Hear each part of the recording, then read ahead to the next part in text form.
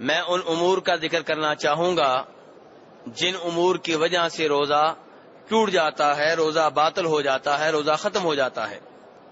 جن چیزوں سے روزہ ختم ہو جاتا ہے، روزہ باطل ہو جاتا ہے، وہ دو طرح کی ہیں۔ پہلے نمبر پہ وہ چیزیں جن سے روزہ بھی ٹوٹتا ہے، قضا بھی واجب ہوتی ہے اور کفارہ بھی پڑ جاتا ہے۔ کتنی چیزیں ہوئی میرے بھائیوں؟ 3 چیزیں، یعنی کچھ چیزیں ایسی ہیں جن کی وجہ سے آپ کا روزہ ٹوٹ جائے گا، روزہ باطل ہو جائے گا، ختم ہو جائے گا، اور دوسرے نمبر پہ قضا واجب ہوگی کہ اس کے بدلے میں روزہ بعد میں رکھنا پڑے گا، اور تیسرے نمبر پہ کفارہ ادا کرنا پڑے گا۔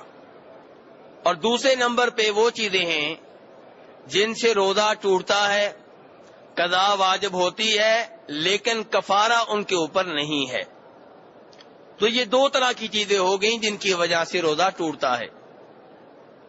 تو پہلے نمبر پہ وہ چیز، وہ امر جس سے روزہ بھی ختم ہوتا ہے، قضا بھی واجب ہوتی ہے اور کفارہ بھی ادا کرنا پڑتا ہے۔ اور یہ کیا ہے کہ رمضان کے مہینے میں روزے کے وقت، یعنی طلوع فجر سے لے کر غروب آفتاب تک کسی وقت ہم بستری کر لینا، اپنی بیگم سے جماع کر لینا، یہ وہ چیز ہے جس سے روزہ بھی ختم ہو جاتا ہے، قضا بھی واجب ہوتی ہے اور کفارہ بھی پڑتا ہے۔ اور اس کی دلیل وہ حدیث ہے جسے جناب ابو ہریرہ رضی اللہ تعالیٰ عنہ روایت کرتے ہیں، اور یہ بخاری شریف میں بھی آتی ہے اور احادیث کی دیگر کتب میں بھی آتی ہے۔ فرماتے ہیں جناب ابو ہریرہ رضی اللہ تعالیٰ عنہ کہ ایک آدمی نبی علیہ الصلاۃ والسلام کے پاس آیا اور آ کر کہنے لگا، ہلکت یا رسول اللہ، اے اللہ کے رسول میں ہلاک ہو گیا، تباہ و برباد ہو گیا۔ بلکہ ایک دوسری روایت میں آتا ہے کہ کہا احترقت، میں جل گیا۔ نبی علیہ الصلاۃ والسلام نے فرمایا، وما اہلکک، کس چیز نے تمہیں ہلاک کر دیا ہے، تباہ و برباد کر دیا ہے، کیا ہوا ہے؟ تو آدمی کہنے لگا، وقعت علی امرأتی وانا صائم، کہ روزے کی حالت میں نے اپنی بیگم سے ہم بستری کر لی ہے، جماع کر لیا ہے۔ میرے بھائیو، حدیث کو ابھی مکمل کروں گا، لیکن جتنی حدیث میں نے ذکر کی ہے اس کے اوپر ذرا غور کیجئے کہ صحابی نے کیا کہا، میں ہلاک ہو گیا، تباہ و برباد ہو گیا، ختم ہو گیا۔ آپ اس سے اندازہ کریں کہ صحابی کو کتنی ٹینشن تھی، کتنی پریشانی تھی گناہ کی۔ گناہ مجھ سے بھی ہوتے ہیں، آپ سے بھی ہوتے ہیں۔ کیا ہم اتنی ٹینشن لیتے ہیں؟ کیا گناہ ہونے پہ ہم یوں بے چین ہوتے ہیں جیسے یہ صحابی بے چین ہے؟ اور سچ فرمایا تھا جناب عبداللہ ابن مسعود رضی اللہ عنہ نے، جیسا کہ بخاری شریف میں آتا ہے، وہ کہتے ہیں، ان المؤمن یرا ذنوبہ کأنہ قاعد تحت جبل یخاف ان یقع علیہ، وان الفاجر یرا ذنوبہ کذبابۃ او کذباب مر علی انفہ وقال بیدہ ہکذا۔ عبداللہ ابن مسعود فرماتے ہیں کہ مومن جس کا دل زندہ ہوتا ہے، جس کا دل زنگ آلود نہیں ہوتا، جس کے دل میں اللہ کا خوف ہوتا ہے، جس مومن کو پتا ہوتا ہے میرا رب مجھے دیکھ رہا ہے، وہ جب گناہ کر لیتا ہے تو اتنا پریشان ہوتا ہے، اس قدر ٹینشن کا شکار ہوتا ہے کہ جیسے وہ کسی پہاڑ کے نیچے بیٹھا ہوا ہو اور پہاڑ کے بارے میں بتا دیا گیا ہو کہ یہ بھی گرنے والا ہے۔ اگر کوئی آدمی کسی ایسے پہاڑ کے نیچے بیٹھا ہو جو گرنے والا ہو تو اس کا حال کیا ہوگا؟ دوسرے لفظوں میں وہ آدمی جسے بتا دیا جائے کہ تمہارے اوپر تلوار چلنے والی ہے، ابھی تمہیں قتل کر دیا جائے گا، پولیس اس کے دائیں بائیں کھڑی ہو، ہتھ کڑیاں اسے لگی ہوئی ہوں، اور وہ سارا منظر ہو جس منظر میں کسی کو قتل کیا جاتا ہے، تو اس آدمی کا کیا حال ہوگا؟ کیسے کانپ رہا ہوگا، کیسے ڈر رہا ہوگا، کیسے رو رہا ہوگا کیسے ٹینشن کا شکار ہوگا؟ فرمایا مسلمان جب گناہ کر لے وہ ایسے ہی ٹینشن کا شکار ہوتا ہے۔ تو میرے بھائیو، اگر گناہ کرنے کے بعد یہی حالت ہوتی ہے آپ کی میری، تو اس کا مطلب یہ ہے کہ الحمدللہ دل ابھی زندہ ہے۔ ورنہ عبداللہ ابن مسعود فرماتے ہیں کہ جب فاسق و فاجر آدمی گناہ کرتا ہے تو اسے کوئی ٹینشن نہیں ہوتی، کوئی پریشانی نہیں ہوتی، اسے کوئی احساس نہیں ہوتا، کیونکہ اس کا دل مردہ ہو چکا ہے، زنگ آلود ہو چکا ہے۔ عبداللہ ابن مسعود فرماتے ہیں اس کی مثال اس آدمی کی طرح ہے جو کہیں بیٹھا ہوا ہو، اس کے ناک پہ مکھی بیٹھ جائے تو وہ کیا کرے گا؟ ہاتھ سے اشارہ کرے گا، مکھی اڑ جائے گی۔ کیا مکھی اڑنے کے بعد وہ مکھی کے بارے میں سوچے گا؟ کیوں آئی تھی، کدھر گئی، کیسے آئی، کب آئی تھی؟ کوئی اسے احساس بھی نہیں ہوگا کہ مکھی آئی تھی کہ نہیں آئی تھی۔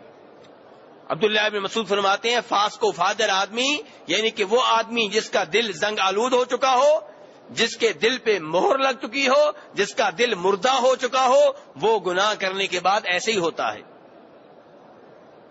تو میرے بھائیو، گناہ ہو جانے کے بعد نیند نہ آنا، گناہ ہو جانے کے بعد بے چین رہنا، گناہ ہو جانے کے بعد ٹینشن کا شکار رہنا ایمان کی نشانی ہے، دل کے زندہ ہونے کی نشانی ہے۔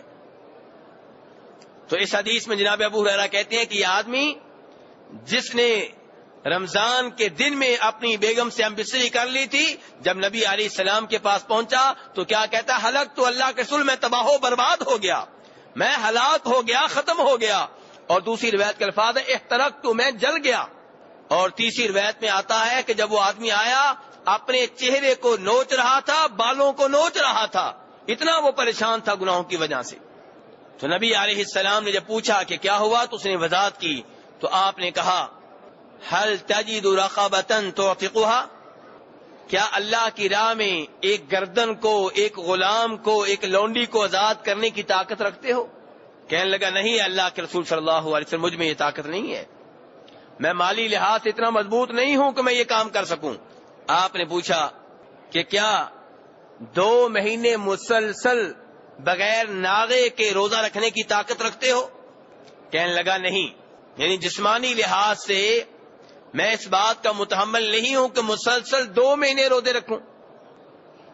یہ کفارہ بتا رہے ہیں نبی علیہ السلام کہ جو رمضان کے مہینے میں دن کے وقت روزے کی حالت میں بیگم سے ہم بستری کر بیٹھے تو اس کے اوپر سب سے پہلے کیا ہے کہ اللہ کی راہ میں ایک غلام آزاد کرے، لونڈی آزاد کرے۔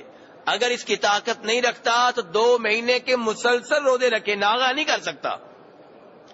اگر 25 روزے رکھ لیے ہیں بغیر وجہ کے، بغیر شرعی عذر کے، ناغا ہو گیا، نئے سرے سے دوبارہ 2 مہینے کے روزے رکھنا ہوں گے۔ اگر 59 دن کے روزے رکھ لیے، 1 دن کا روزہ رہ گیا اور بغیر وجہ کے ناغا کر لیا، نئے سرے سے دوبارہ 2 مہینے کے روزے رکھنا ہوں گے۔ اسے پتا چلا رمضان کے مہینے میں روزے کے دوران بیگم سے ہم بستری کر لینا کوئی چھوٹا جرم نہیں ہے، کوئی چھوٹا گناہ نہیں ہے۔ لیکن یہ صحابی کہہ رہے ہیں اللہ کے رسول صلی اللہ علیہ وسلم، میں 2 مہینے مسلسل روزے نہیں رکھ سکتا، مجھ میں اس کی طاقت نہیں ہے۔ تو آپ نے فرمایا کیا 60 مسکینوں کو کھانا کھلا سکتے ہو؟ کہا نہیں اللہ کے رسول صلی اللہ علیہ وسلم، مجھ میں یہ طاقت بھی نہیں ہے۔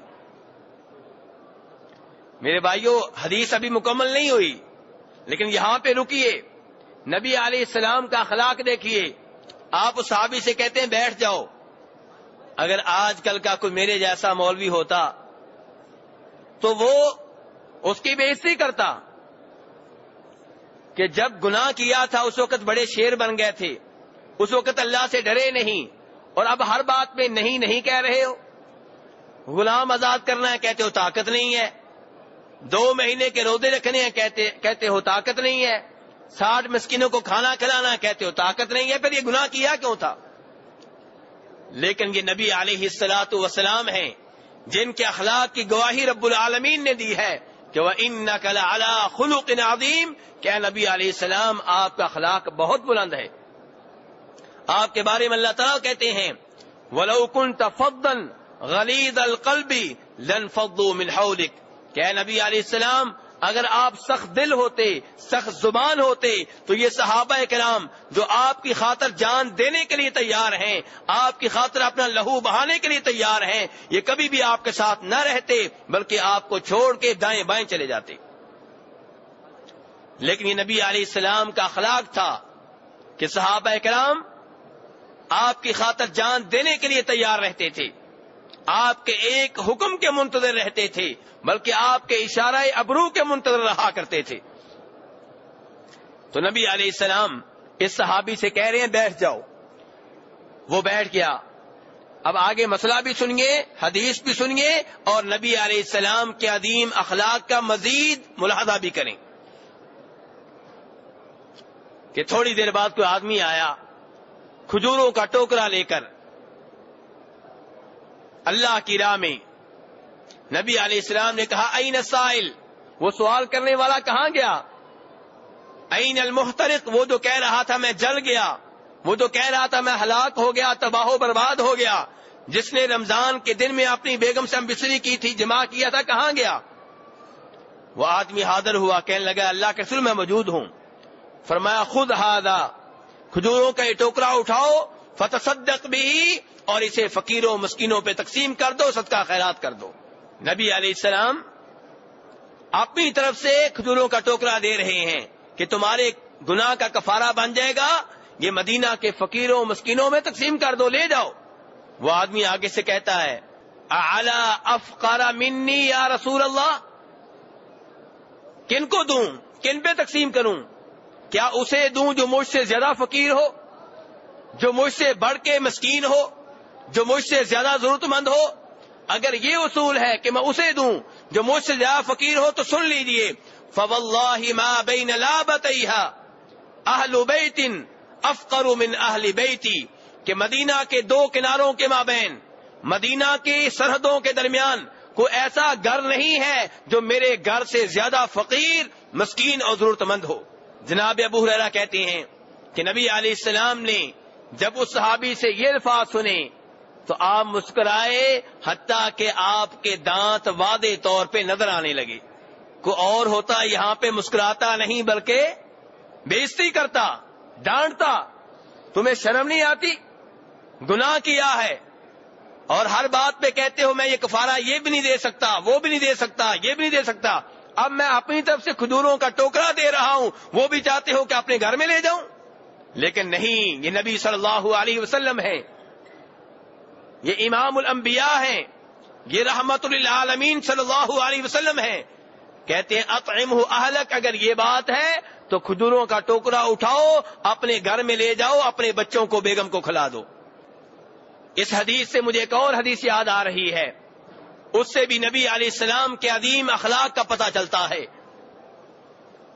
جو مسلم شریف میں آتی ہے، جس میں معاویہ بن حکم سلمی کہتے ہیں کہ میں نبی علیہ السلام کے ساتھ نماز پڑھ رہا تھا، نماز کے دوران کسی کو چھینک آئی اور میں نے یرحمک اللہ کہہ دیا۔ چھینک آئے تو میرے بھائیوں، جس کو چھینک آئے اسے کیا کہنا چاہیے؟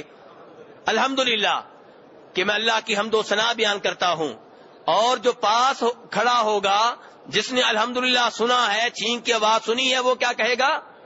یرحمک اللہ، کہ اللہ تمہارے اوپر رحمتیں نازل فرمائے۔ تو معاویہ بن حکم سلمی نے نماز کے دوران کہہ دیا یرحمک اللہ۔